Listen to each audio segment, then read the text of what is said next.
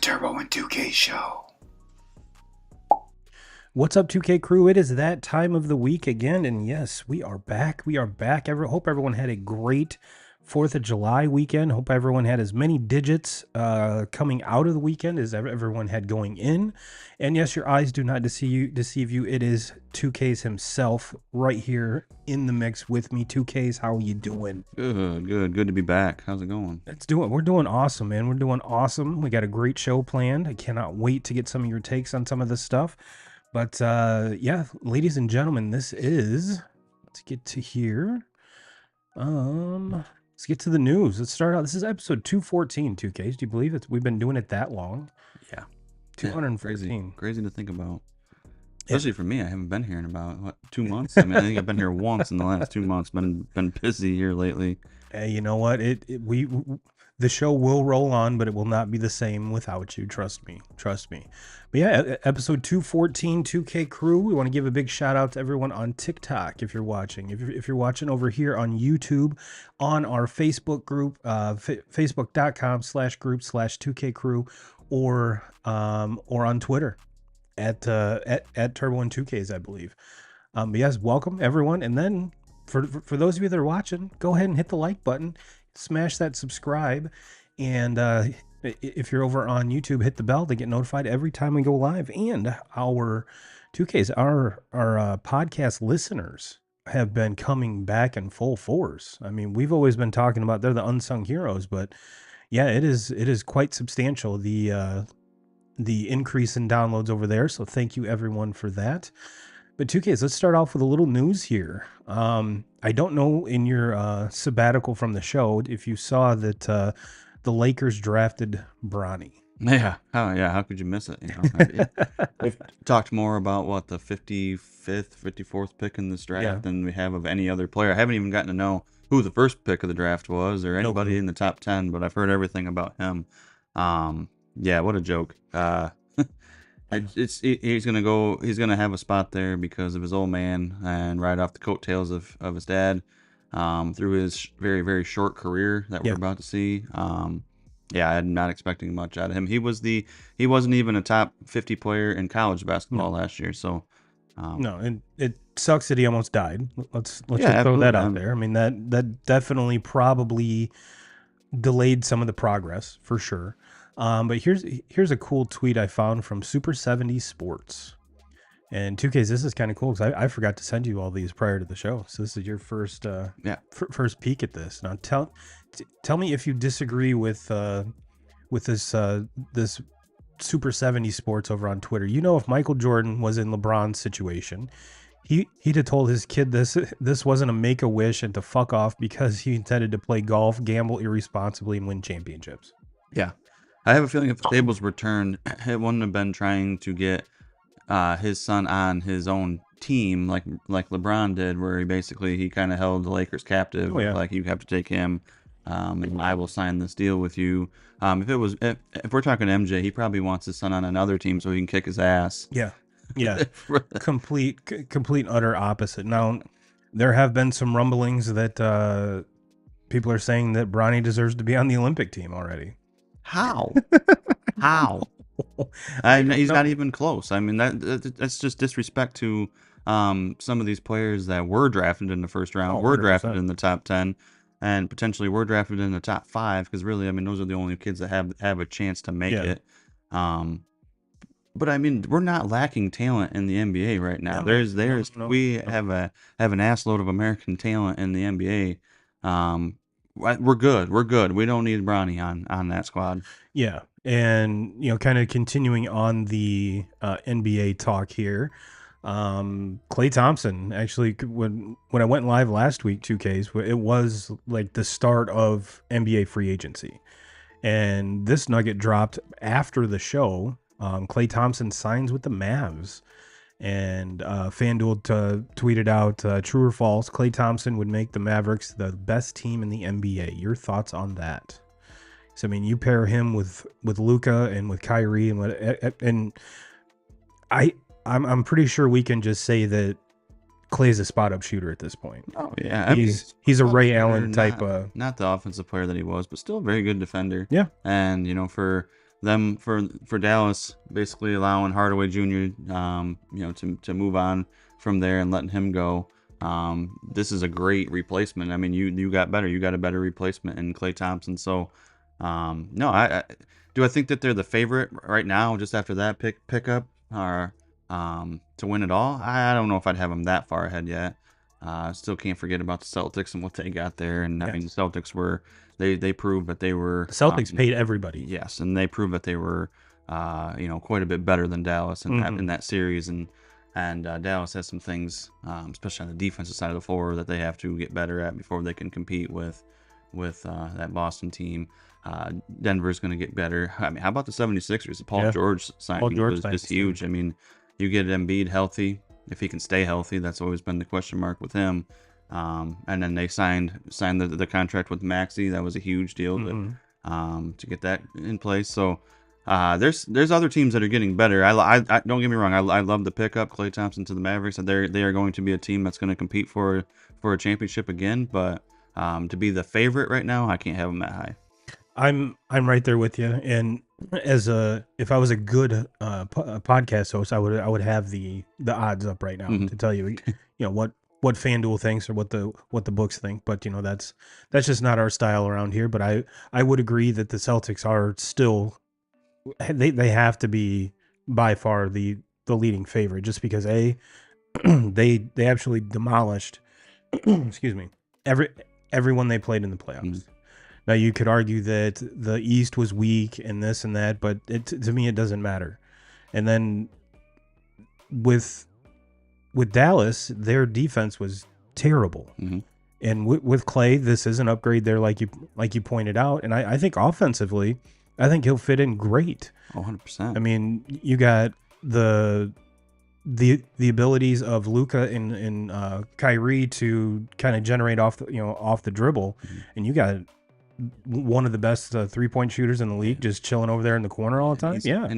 He's never been asked to be a creator. He's always had that in Golden State, where he has creators for him. He has Steph Curry, the best shooter of all time that can create for him, and that's where he does his best work. And now going into this scene, you have Luka and you have Kyrie. Those are going to be your two creators. He's going to just stick with doing what he does best, and that's spot up shooting.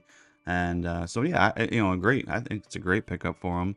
I'm very excited, and I think it's a good pickup for them too, because probably the next best team that was in the running to get him is Denver, and you nab him, and I mean, if Denver gets that, he plays perfect into that lineup too. So I think that's where maybe the best thing for Dallas is they just kept him out of Denver's hands.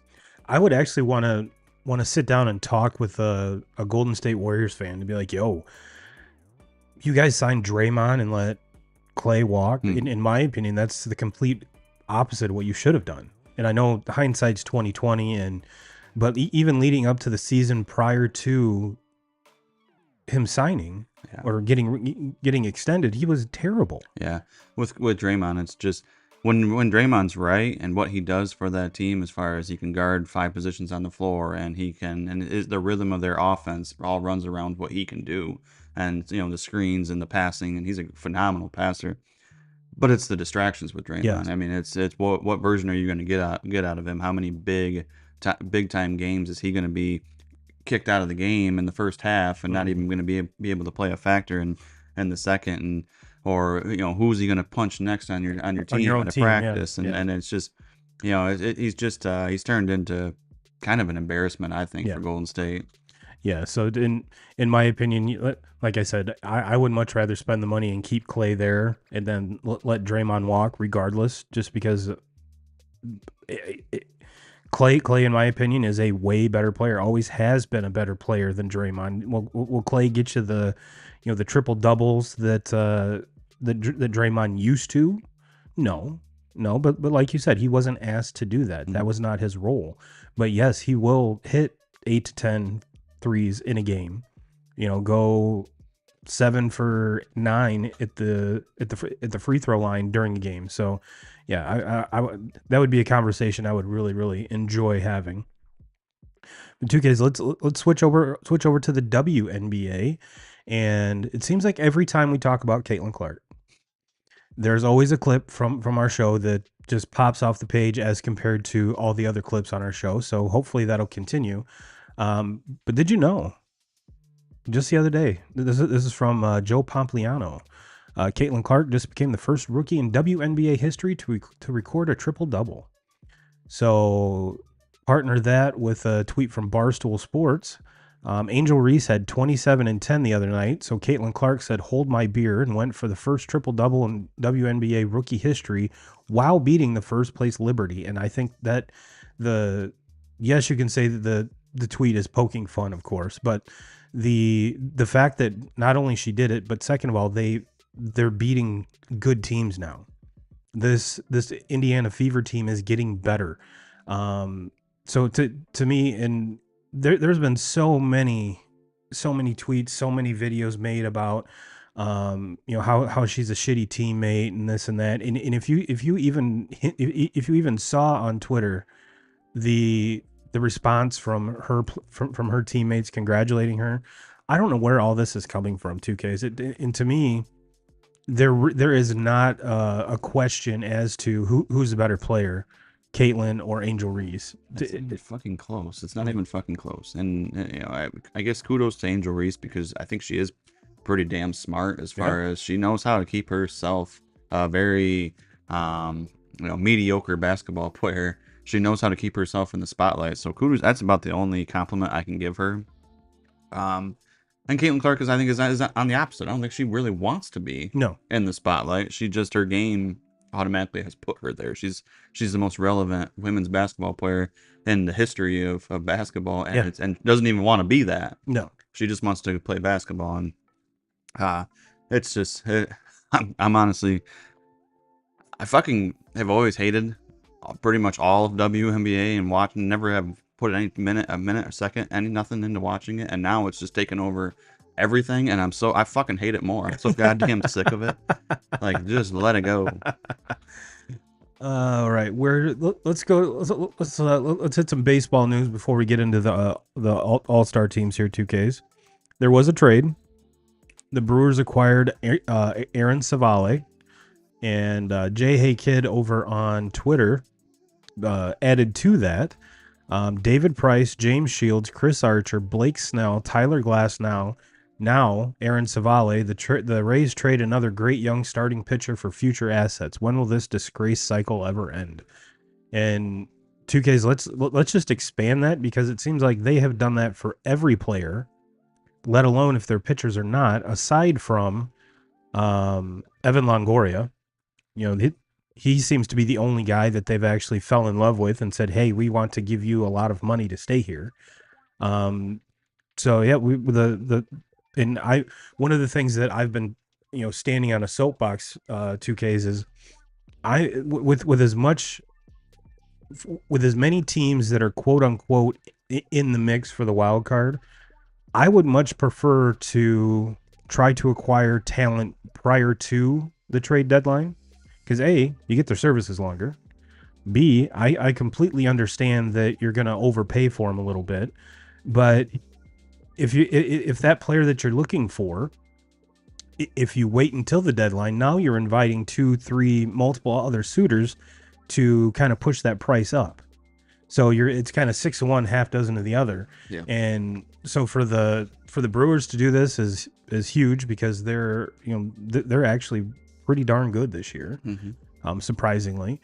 But yeah, the trade carousel has started, and I think this is just the first of many trades that we'll see. I just think it's going to come down to when are teams deciding, are we buyers or sellers? And I have a feeling there's going to be way more buyers than sellers, just because of the stupid, playoff format that they changed. So we shall see. But I'm not saying Aaron Savale is just a complete, lineup changer by any means, but the Brewers need innings. The Brewers signed or acquired, or Dallas Keuchel, didn't even know he was still in the league. He actually threw today, and actually didn't do too bad. Yeah. So they saw a need, addressed it, and it might be one of those kind of under the radar, because it didn't happen during the trade deadline, and he's not a huge name. Yeah. He's not your Garrett Crochets and all of this, all the other top prospects. So. I think the Brewers are about the best team in baseball as far as just like how the way that they are able to develop players in their line, especially lineup. Pitching has been a little bit. I think that's always kind of been their weakness. They always seem to have 1, maybe 2 arms, but they never can fill that hole. But it seems like position players, they always are able to just find these hidden gems and make the best out of it.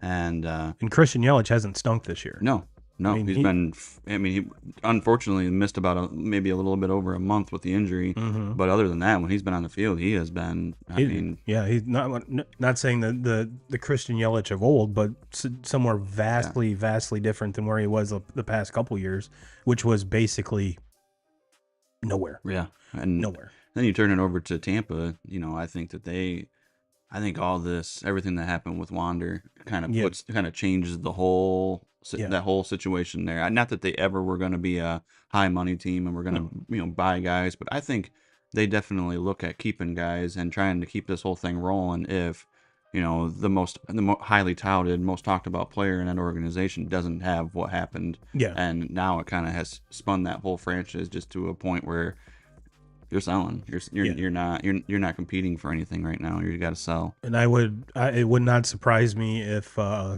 they offer up Rosarena and a couple other upcoming prospects that are or not prospects, I mean players that are entering, the later arbitration years and things like that. So here's kind of a cool one too, Case. This was from Adam Schefter, and let me bring it up here because it's kind of small. So hold on one second. It's not that one. It's not that one. There it is. It's, like I said, this is a tweet from Adam Schefter to kind of put the Bobby Bonilla Day, kind of a whole bow wrapped on it. It says, Happy Bobby Bonilla Day. And this was, I believe, Monday. So it was the day after the podcast. So we weren't able to wish everyone on air a happy Bobby Bonilla Day. But Bobby Bonilla is set to collect $1.193 million from the New York Mets today, as he will each July 1st through the year 2035. Which is $208,000 more than the $985,000 base salary that the 49ers quarterback Brock Purdy will make this season. So kind of a cool tweet. Does it mean anything? No, but it does put things into perspective. And I saw that and was like, definitely need to share that. We got the Red Sox Yankees going on over here. It's the bottom of the 6th, 0-0, really tight game so far. But yesterday, I believe, we saw Garrett Cole again get owned by Rafi Devers, which it seems that Devers not only got his 1,000th career hit off of him, but the next at bat goes deep. And again, this is a tweet from the Nugget chef himself, J. Kid. Garrett Cole MLB career 2013 to 23, 3.17 ERA, and in 2024 a 6.75 ERA. Now, granted, a lot of that has come because of the injury. Mm-hmm. So how much is that playing into it? Who knows? But you can just see he's not the same dude that won the Cy Young last year. So it's going to be interesting. He's definitely something to keep an eye on. If you're if you're a baseball fan, obviously, if you're a Yankee fan, it's something you definitely want to keep track of. Kind of an interesting stat here on the other side for my Red Sox. This is from JP Long at Sox Notes. Ceddanne Rafaela's American League rookie rankings, 2Ks. He's got 49 RBIs, which leads all MLB rookies. 42 hits, which is first in the AL. 42 runs, 74 hits, which is first. 27 extra base hits, which leads all MLB rookies. 124 total bases, which is first in the AL. 10 home runs, second in the AL. And 11 stolen bases, second in the AL. So if you guys have not kept an eye on Mr. Rafaela, you should. He was the one that hit the 2-run home run in the top of the 10th for the Red Sox to win the opener against the Yankees. So definitely something to keep an eye out for that. 2Ks, you ready to talk about some All-Stars? Yeah. Let's talk about some All-Stars. Now, we did have, let's start with the NL here. Let me pull this up over here so I can see it better. I think what jumps out on the page so far, because the starters were announced earlier in the week, and then the pitchers and reserves were announced earlier today. And both of these tweets are from Jeff Passan, National League All Star starters. You got Contreras at catcher, Bryce Harper at first, Ketel Marte at second, Trey Turner at short, Alec Baum at third, Christian Yelich, Jurickson Profar, Fernando Tatis Jr. in the outfield with Shohei as the DH. And I believe Shohei led everyone in voting, whether American League or National League. What are your thoughts on just the starters here, 2Ks? Who did, in my opinion, Christian Yelich is the one that just jumps off the page because, like we talked about, the last handful of years has been very subpar for him. But Tatis Jr. again not having a jump off the page season either. But Jurickson Profar, I think, is well deserved here. Mm-hmm. Oh, for sure. He's always been that prospect. If you remember back when he was, he came up with Texas, he was that untouchable piece. He was the untouchable piece, and they finally were like, okay, they moved on from him, and kind of was, here and there, and then he finally finds a home in San Diego, and I think he's definitely made the best of it, because this season has just it's been his best season so far, and I think kind of what everyone thought the player he would be when he did come out. So what are your thoughts on the starters here? Yeah, hard to really complain about any of them. I guess the only one I would question is probably at shortstop with Trey Turner, just because Turner's missed quite a bit of time. Yep. I'm not arguing that he's probably not the best shortstop in the National League, but I think just with the time that he missed, it's hard to argue C.J. Abrams. C.J. Abrams Yep. has been really, really good this year, and in my opinion, probably should be the starter of this game. Now, the starters were fan votes, correct? Yes. And then the reserves are pure votes. Mhm. So kind of keep that in mind as well, 2K crew. But let's move on to the National League reserves. You mentioned C.J. Abrams, Pete Alonso. So I have a very good feeling that because we've got Alec Baum and Gunnar Henderson already in the home run derby. Pete is home run derby Pete, so I have a feeling, yes, he'll be gracing us with his presence there. CBS Sports has Luis Arias as a first baseman. He's a second baseman. Mookie Betts, which he's hurt right now. Ellie De La Cruz, Freddie Freeman, Teoscar Hernandez, Ryan McCann from the Rockies, Jackson Merrill from the Padres, so the Padres are sending all of their outfield 2Ks.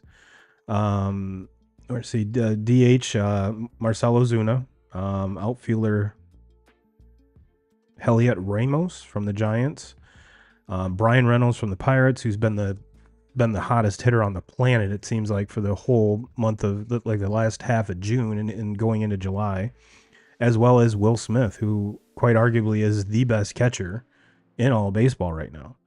So, is there anyone that you see here on this list 2Ks that, I mean, there really isn't a snub, you know what I mean? No.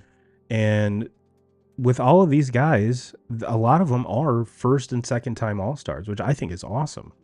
So do you have any gripes? Did they leave anyone out before we get to the pitchers? No, nobody that jumps off the screen at me. I mean, look, you can make arguments for a lot of different players, but nobody that really jumps out to me that was snubbed. Yeah. I think the players done good on this one. In the National League pitchers, Tyler Glasnow, Ryan Hensley from the Cardinals, Jeff Hoffman from the Phillies, Imanaga from the Cubs, Ronaldo Lopez from the Braves, who he never gives up runs. So that's awesome to see him there. Chris Sale with the Braves, having a very, very awesome rebound year. Tanner Scott from the Marlins, Paul Skenes from the Pirates, which kudos to ESPN for announcing him last, because I'm pretty sure everyone was holding their breath seeing if Mr. Skenes would make the team. Matt Strahm from the Phillies, Ranger Suarez from the Phillies, Robert Suarez from the Padres, Logan Webb from the Giants, and Zach Wheeler for the Phillies. That is one hell of a pitching staff, 2Ks. And again, just get kind of shooting from the hip here. Chris Sale is probably the most tenured guy on this list, wouldn't you say? Mm-hmm. And obviously his first All-Star nod as a National League player. Prior to that going, from the White Sox to the Red Sox. But even as a Red Sox fan, I think it's awesome that what Sale's doing. Yes, I am also a Braves fan, so that helps as well. But as far as pitching staff here, 2Ks, this is legit. Mm-hmm. This is legit. Now the argument is going to come, who's going to start? And it just so happens that it's lining up for Paul Skenes to start. Which, wouldn't that be electric? Yeah. That would be awesome. That to me, that's what 98% of the people want to see. Paul Skenes start the All-Star game. And if you don't think he's worthy, just wait, because we are going to dick ride Paul Skenes as we have probably I'm not going to say more than everybody else because they all do it too. Yeah, So that's what everybody wants to see is Paul Skenes have to go and just throw one inning. yeah. Because he can dial it up. He Oh doesn't yeah. have to throw like a typical start where he has to be out there for 6, 7 innings. He in the All Star game, you get to go out and throw one inning. Yeah. Sometimes it doesn't work out that well. I think there's been some years watching like Max Scherzer where he gets a little bit too amped up and just didn't have any of control or command on pitches. But for a guy like Paul Skenes that can he can dial it up, throw harder than anybody in the game. With such ease. Yes, just Such give him one inning on one of the biggest stages in all of baseball in his rookie season. Yeah. Yeah. And Pretty incredible to see. And just to kind of give a little prelude here, wouldn't it be awesome for him to face Gunnar Henderson leading off, Juan Soto hitting second, Aaron Judge hitting third against Paul Skenes? To me, that'd be awesome. That'd be absolutely awesome. But yeah, let's get to the American League starters here. 2Ks. We've got Adley Rutschman at catcher. No argument there. Vladdy Jr. at first, Jose Altuve at second, Gunnar Henderson at short, Jose Ramirez at third. The outfield is Aaron Judge, Stephen Kwan, Juan Soto, and DHing is Yordan Alvarez. As far as like the only one I'm kind of shaky on here, 2Ks is Vladdy. Mm-hmm. And no disrespect to him. I mean, he's hitting near 300 if he's not over 300. So it's just been, I think all of us are waiting to see that power game come back like he did, I believe 2021 or whenever he was just going off. I mean, that's kind of, but if you look at the rest of the American League first baseman, I mean, Tristan Casas is hurt. He's been hurt. He's only played a handful of games. So obviously that's not something that can happen. The only other first baseman they have in the reserves is Josh Naylor for the Guards, mm-hmm. which he's having a hell of a season. But as far as who we have to pick from, did that get out or no? It did get out. Eric Devers loves hitting against the Yankees, but leading up to this 2Ks, Judge hit a ball I thought was leaving the stadium, and it held up. Dude's got a hose. Yes, he does. Dude's got a hose. But your thoughts on the American League starting lineup here, 2Ks? Yeah, American League, this starting lineup is, to me, you can think of, I see players in the reserves that, you can make very good arguments that, they could potentially be starters, but it's so hard to argue the starting lineup. Just fucking loaded. And loaded. We're going to have this is the first time in we're probably over a decade that we're going to, no, there it is.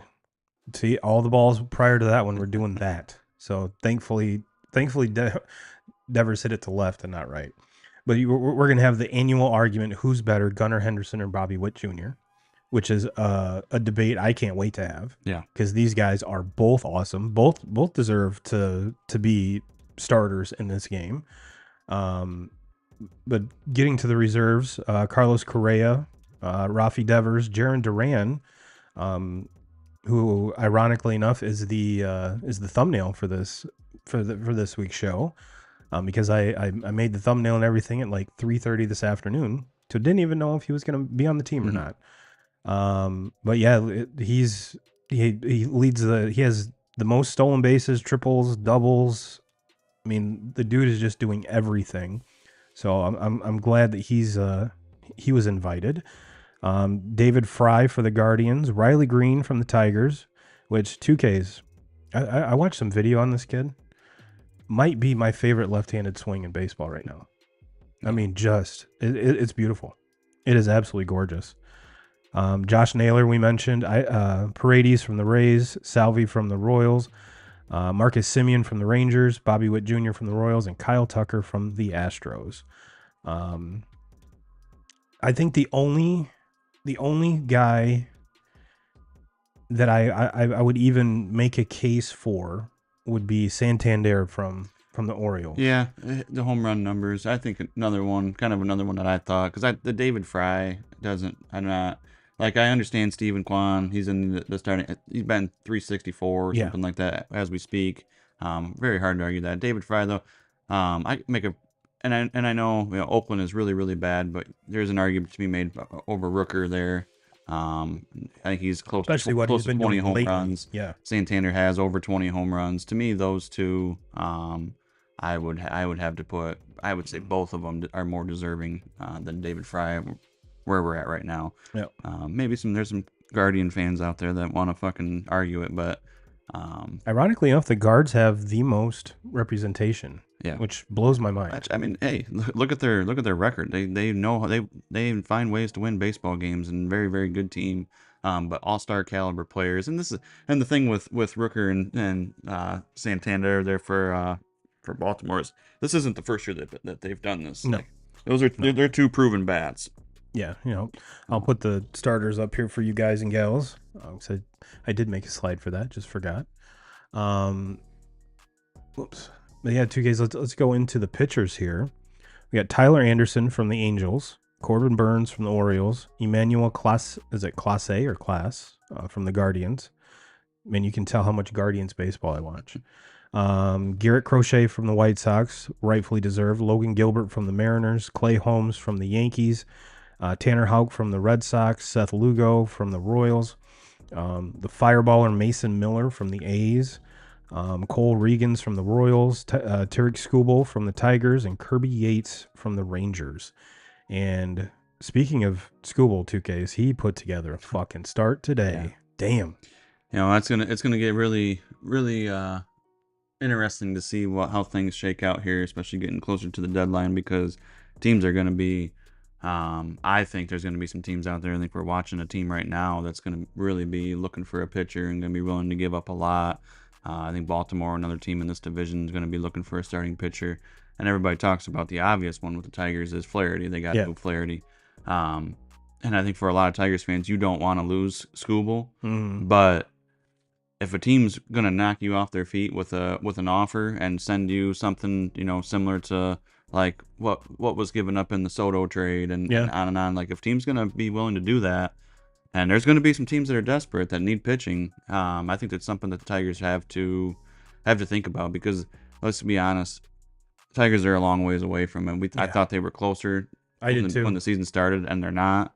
And by the time they get to where they want to get, probably the best days of Skubal are going to be behind him, and that contract's they're going to have to pay him right now if they make a move. He's under control for another 3 years, I believe it is. So it's gonna be interesting to see. I don't think that they're going to move him, but I think that there's going to be a lot of offers on the table. Sure. And Scott Harris is going to have some big decisions to make here, and Skubal I think is going to be the main name that he has to make it out. Flaherty is for sure gone. They're going to trade him. Yeah, and I kind of talked about the Garrett Crochet it was either last week or 2 weeks ago, and if you look at the haul that the Padres sent over to get Dylan Cease in the offseason, you're going to have to make that a little bit more rich, because like you said, especially with Crochet, he's under control for a long time. Yep. And as is Skubal. I mean, would hate to see him go as a Tigers fan as well.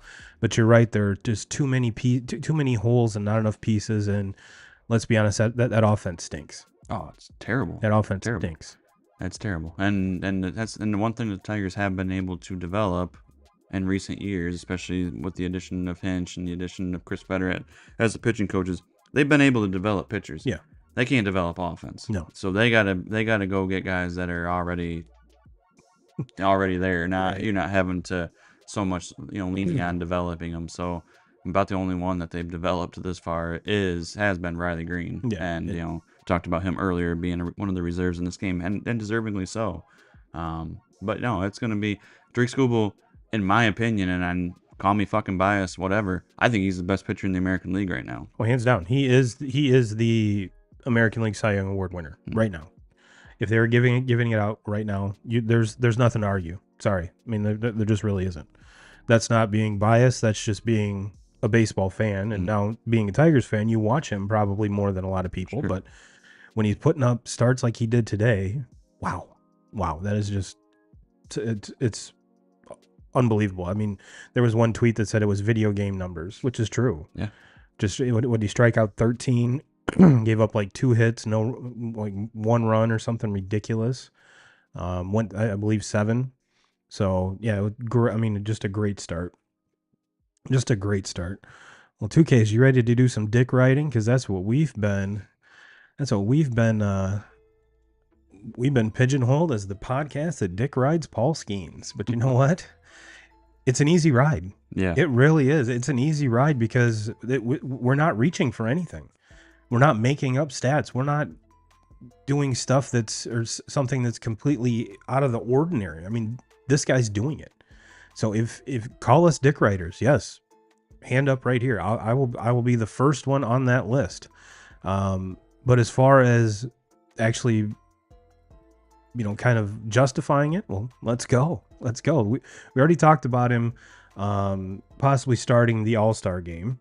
But the Pirates account actually tweeted this out. Most strikeouts in the first 10 career appearances since at least 1901 2Ks. Excuse me. Number 1 is Kerry Wood in 98. He had 94. Herb Score, if you remember Herb Score from 1955, had 92. Jose De Leon, 1983, had 85. Hideo Nomo had 83. Doc Gooden had 80. Tanaka in 2014 had 79.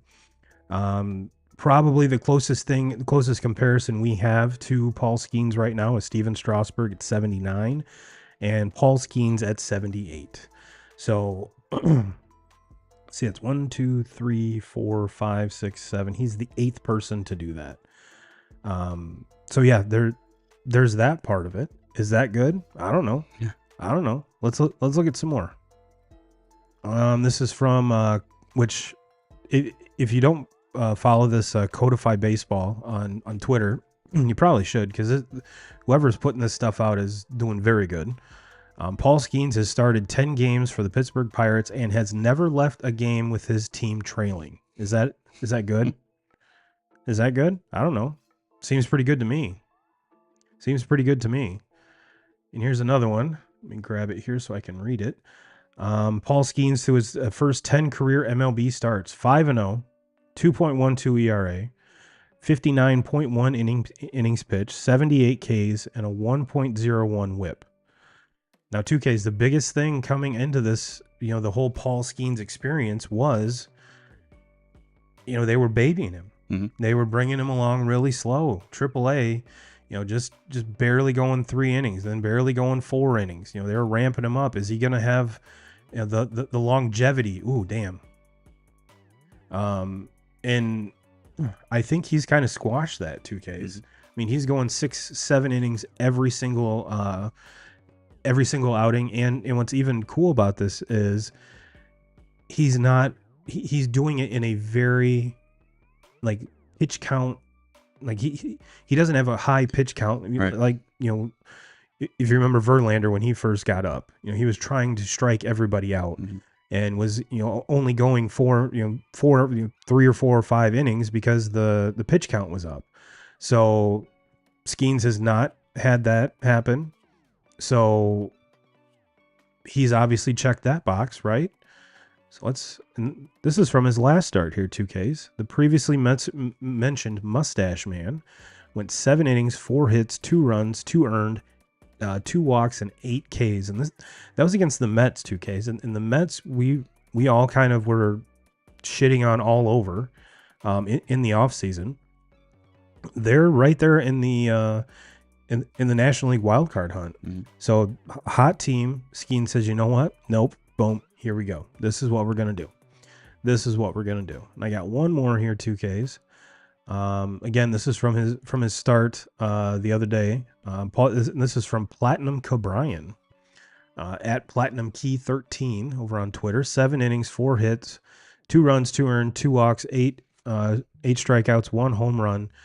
107 pitches, 69 strikes, 11 whiffs. He has a 2.12 ERA this season.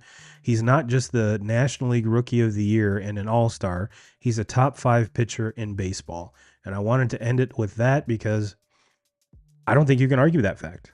No, I agree. I mean, he is must-watch TV every time he toes the rubber. Yep. And whether it's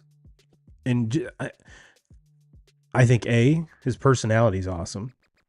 I mean, rocking that stash is just legendary. Mm-hmm. 2, the way he goes about it, like I mentioned earlier, he has 101, 102, 103 gas and just looks like he's playing catch, which to me is just silly. And then just all the other things, like he's in my opinion, as a young player, he's a pitcher. 2K's not a thrower. He's a pitcher, and that's what separates the men from the boys here. And he's doing it at the age of a boy, which I think is even more impressive. So yes, are we dick riding? I really don't think so. I think we're giving credit where credit is due. And if you think we are dick riding, go watch one of his starts. Go watch one of his starts because you will be like, holy shit.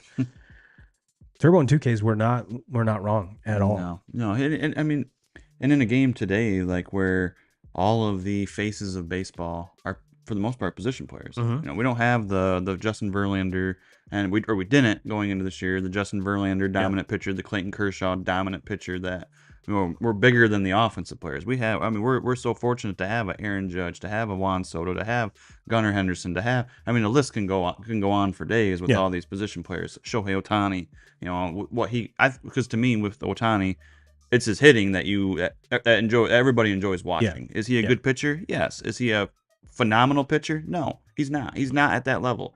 And then, so the Skenes kid, we're fortunate enough to watch him last year when he's still in college. Yeah. And he goes through that run there where LSU wins the World Series for college baseball.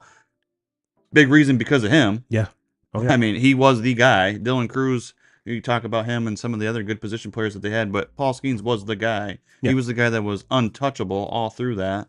And now, fast forward to this year, I think that for a lot of people, we didn't even really expect to be seeing him at this point. No, there was clamorings coming out of spring training, like, why in the hell is this kid not breaking camp with you guys? Right. And it all comes down to the arbitration years and everything. Right. Everyone understands. Pittsburgh's not competing for anything, so what's the point of rushing this kid? Yeah. Let's not rush him. But then he pitches his way to the big leagues because he's just so dominant. Yeah. At the minor league level, and then gets up here, and it's like there's no learning curve. There's none of that. He shows up and from day one has been a top 5 pitcher in the game. Mm-hmm. He's probably more dominant as far as physically dominating than anybody in the game. Yeah, what he can do, and he's a starting pitcher. Mm-hmm. He's not fortunate like a lot of these guys that can just overpower you, that come in and they only have to throw an inning or two. This guy comes out and he's learning and getting better every single time we watch him. Yeah. And he's doing it on a pitch count because they're not allowing him to go throw over 100 every 5 days like a lot of these other veteran pitchers in the game. Yeah. And he's doing this and he's learning and it's not that he knows that he can dominate and throw it by guys, but he wants to learn to pitch and he wants to hang around games and be in the game in the 6th and 7th inning. So he's pitching that way and getting better at it as we go. Where this kid's going to be, and as long as he stays healthy in the next 3-4 years, he's going to be in his own fucking island as far as other pitchers in the game. That's how good this kid is. And we have Dick rode him, and Jones is right there with him. Yeah, I mean, he's been just as good. Mm-hmm. So we're gonna have to see, going down this 2Ks is I think these two boys are gonna, along with O'Neal Cruz, they're going to either force their way out of Pittsburgh or force Pittsburgh to open up their pocketbook, because what they have brewing there in Pittsburgh is going to be great for years to come. And will it be sad? Sure. If Paul Skenes is a Red Sox, I would love it. Absolutely love it. But it will be interesting to see moving forward what the Pirates do with these players. They've kind of locked down Cabrian Hayes for a while.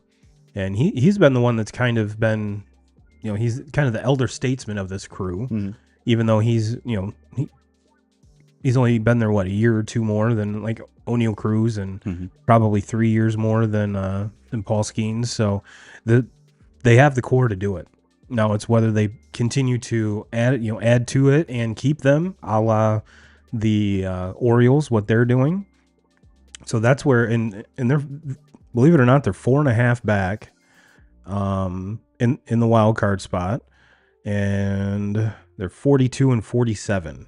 So still not at that 500 mark, but as we've seen with some of these other ones like the Mets were like 12 games under 500. They're sitting at 500, 2 games back of the Padres for that last wild card spot. So is it completely out of bounds to say that with a really good run from this Pirates team, they could fuck around and get that third wild card spot? I don't think it's outlandish. I don't. However, the Padres are playing very good baseball right now, as are the Braves that lead the wild card here. And the Cardinals have come like out of nowhere, and they're a very good baseball team and having next to no production from Arenado or Goldschmidt. So it's I'm not going to go out on a limb and say yes, bet on them to get that final wild card spot, but it's not out of the realm of possibility. But yeah, that's our dick riding Paul Skenes segment for the week. For those of you keeping track, is there anything else you want to add to it? 2Ks. Just, I mean, I think you and I both agree that he should start the All Star game, and it would be completely awesome to see him just gas it for an inning, to see just every pitch over 100 miles an hour. I think that'd be sweet. And then a very, very good litmus test. Yes, it is an exhibition game, yes, but him facing the top of that American League lineup would be electric. We went through the whole him against Ohtani for the first time. Well, let's see what he does on arguably the biggest stage of his career at that point, the All Star game, and let's see how he handles Gunnar Henderson, Juan Soto, and Judge, if that's the American League manager would be silly not to have that as your 1, 2, 3. But yeah, I would love it, and in my opinion, we're not dick riding. We're fans, and if you're not or haven't seen, again, I'm a broken record here. Watch some of his tape, watch one of his starts, and you'll be like, holy shit, you're right. You are right. Well, 2Ks, we got a top 5. We got a top 5 for you guys and gals. Since we're talking about All-Stars, and I believe I sent you, it was top 5 American League pitchers right now, correct? Yeah. Now, are we going just starters or all pitchers? Mine are all starters. Okay. With an honorable mention that is not. So that's kind of my list. Okay. I'll give you my 5, and then we'll go yours, and then if you have an honorable mention, we'll throw it into. But number 5, I've got Garrett Crochet. I think what he's done, even though it's a very small sample size, everyone was so enamored with Dylan Cease leading up to the last couple years and the deadlines, and then the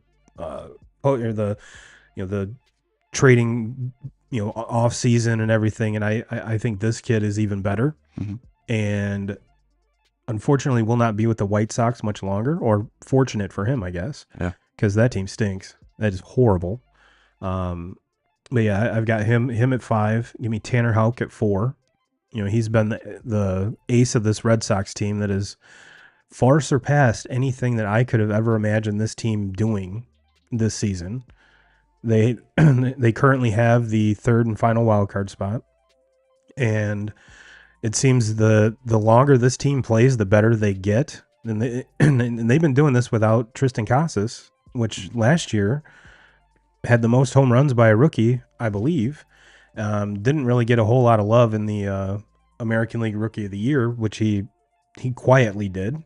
I think he got more more love for being excuse me, just his unusual, pregame and kind of that kind of stuff. But yeah, Tanner Houck's been their number one all season. So give me him at number 4. Give me Seth Lugo at number 3. That kid's just been amazing. Number 2, Corbin Burns. I mean, that signing by the Orioles that trade was huge. That was we need this. We are. Oh, Pete Alonso is, breaking news from Polar Pete 20. I am so honored to be selected as an all-star and representing the Mets. I'm excited to announce that I will participate in the home run derby. No shit, Pete. That's what you do.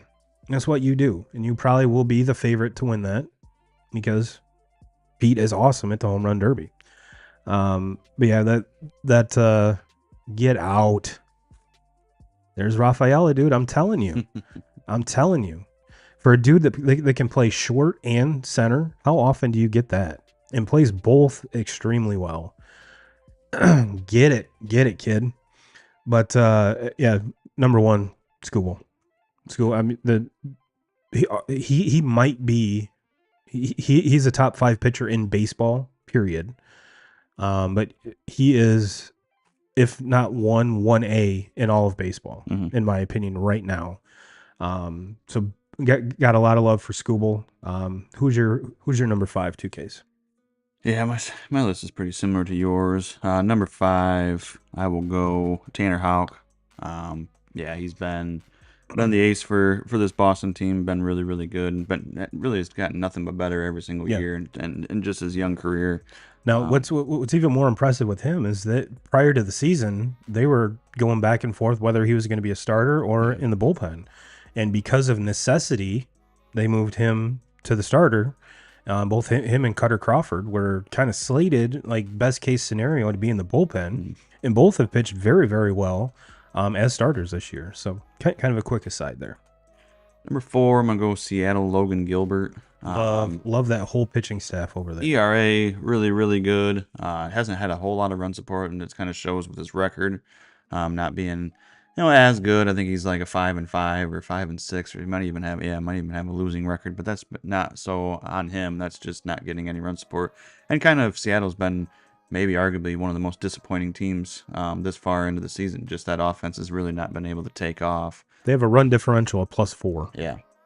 Offense has not been offense, and last year it was the power numbers, right? They had such good power numbers, and then they pitched the ball really well. And this year, kind of going into the season, everybody talked they might have the best rotation in all of baseball. An extremely young rotation too. And offensively, it has not been very good. But Logan Gilbert, I think, where we're at right now, is maybe the best out of a very good pitching rotation. Yes. Number 3, I think you had him at number 3 also. Seth Lugo for Kansas City.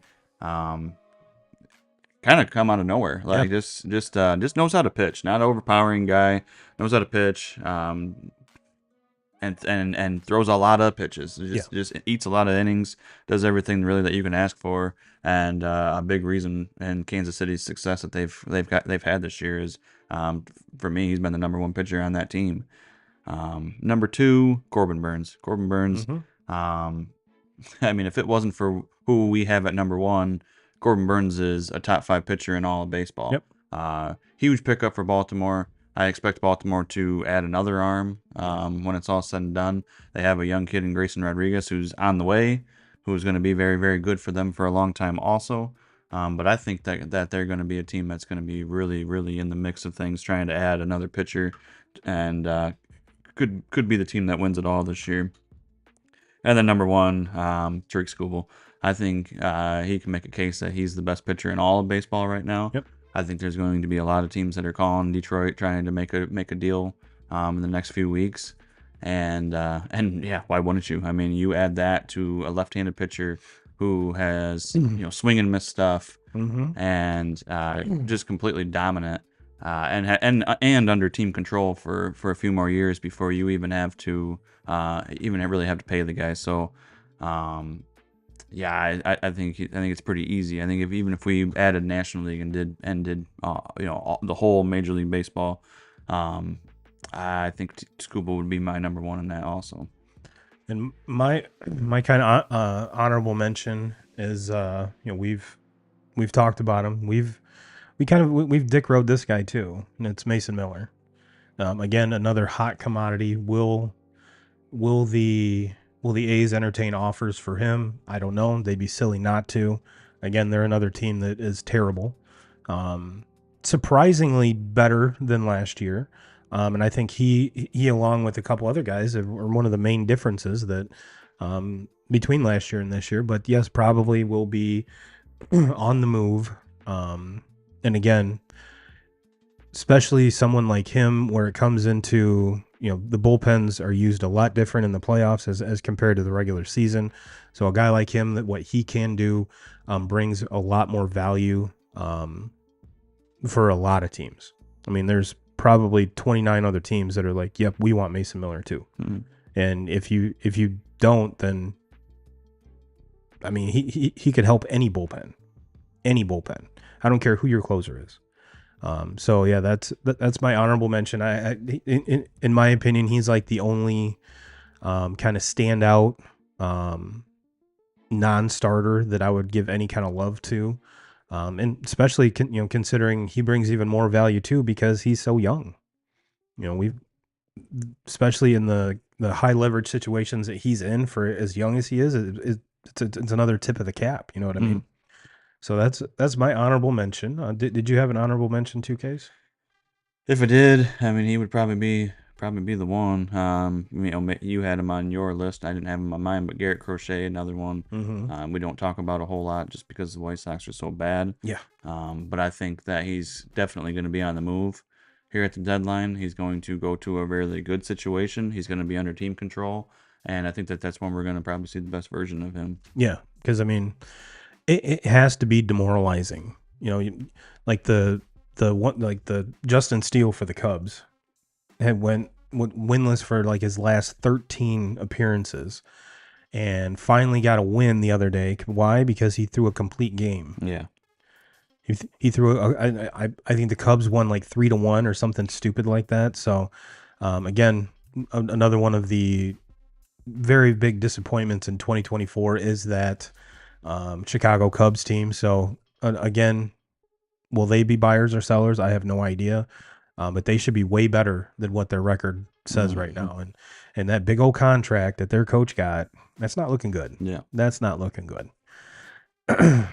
Well, that was one hell of a top five here, 2Ks. And I sent you this in a text, and I saw the idea on TikTok, and I thought it'd be really cool is if we tried to guess the site of each game day coming up for college football. So let us know in the comments if that's something you want us to do. We're probably going to do it anyway, just because I believe we are, 55 days? Getting there. I think it's 7 or 8 more Sundays until NFL football. We're like a little over a week away from college football coming out on PlayStation, Xbox, all them. When that game comes out, I will probably be gone for a few weeks, hiding out in my house, playing a lot. Yeah. That's it's funny to hear, like, if you follow Kirk Herbstreit at all of the hours and commentary that he had to put down in order for that game to come to fruition is just, he's like, we're talking about hours of me reading scripts in my closet and then sending them to EA Sports. And he's like, just the amount of hours, and then they want me to redo it and this and that. And I was like, as far as like a game is concerned, I never even would have thought of that. Mm-hmm. Like how much time that would take to, and how much just data that would be for every single player, starters anyway. Mm-hmm. But yeah, if you're on Twitter or anything, there's a whole like sphere of folks talking about this game, giving their best tips and tricks already. And the game hasn't even come out yet, so definitely something that we'll have to get an update from you, how your dynasty's going and how many national championships Michigan has won with you on the sticks. So Yeah, you'll definitely have to keep us updated, 2Ks. Yeah, looking forward to it. Looking forward to it. When I first get that game, I might not be playing with Michigan right off the bat. You got to work your way up. I'm a beginning coach. Right? So Yeah. Hey, you heard it here, folks. might be Heard it here. starting now in Western or something like that. Working my way up. I see. Turn one of them programs around. All right. Become one of them coaches that everybody wants. I love it. I love it. Well, we'll get you out of here on that 2K crew. Everyone, thanks for watching over on TikTok, Twitter, Facebook, and YouTube. Everyone have a great week. And as always, Jim Rome, we're coming for you.